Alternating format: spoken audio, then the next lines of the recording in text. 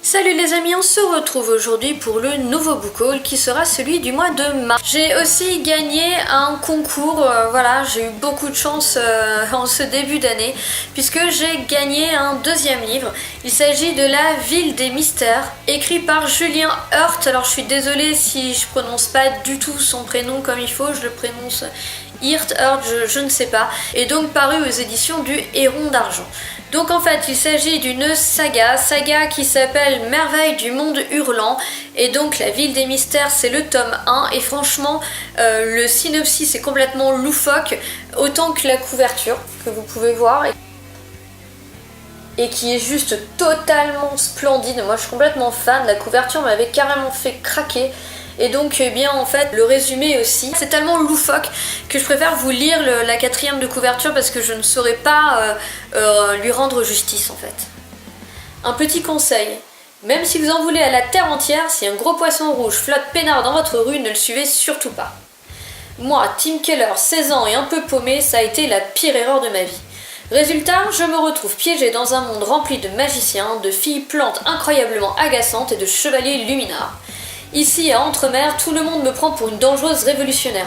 Pourtant, tout ce que je veux, c'est rentrer chez moi. Mais avant, je dois retrouver la trace de Volant, le mec qui m'a tapé dans l'œil, même si tout le monde me dit qu'il pourrait bien causer la destruction de l'univers. Plongé dans une fantaisie steampunk hallucinée à la découverte des merveilles du monde hurlant.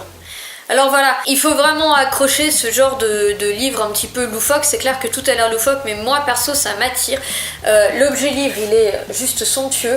En fait je sais pas si vous allez bien voir, mais tout ça c'est argenté, ça brille.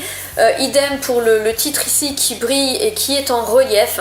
La jeune fille qui est au centre, et il y a un vernis sélectif, alors elle brille, je sais pas si je vais pouvoir le... Là vous voyez, elle brille par rapport au reste du décor, tout comme les poissons.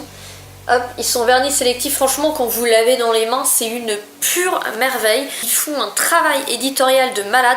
C'est le premier livre des éditions du Héron d'Argent que j'ai. Ce sera pas le dernier parce que je vais à Trolls et Légendes au mois d'avril et je sais qu'ils y sont, donc à mon avis je vais revenir avec d'autres livres dans mon sac, mais en tout cas celui-là est splendide.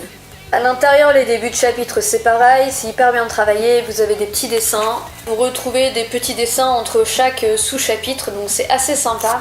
En plus, voilà, ça change au fur et à mesure des chapitres, je trouve ça assez génial. Donc voilà, encore un pour le fun, mais comme vous pouvez le voir, c'est un objet livre qui est totalement magnifique, et donc j'ai hâte de me plonger dedans, dans cette histoire qui a l'air loufoque. La plume a l'air très très bien, parce que voilà, c'est un petit peu le problème des fois, quand vous avez des histoires comme ça qui sortent de l'ordinaire, il faut quand même que la plume tienne la route, sinon vous vous retrouvez vite perdu dans un monde sans queue ni tête. Mais là honnêtement j'ai un petit peu feuilleté la première page et la plume a l'air vraiment géniale. Le personnage de notre héroïne, elle a l'air complètement pareil, génial. Je vais aussi le lire très très vite et je vous en reparle. En tout cas je vous dis, c'est une petite maison d'édition qui a priori fait un super travail, et tout ce que je peux vous dire c'est que l'objet livre est une véritable splendeur.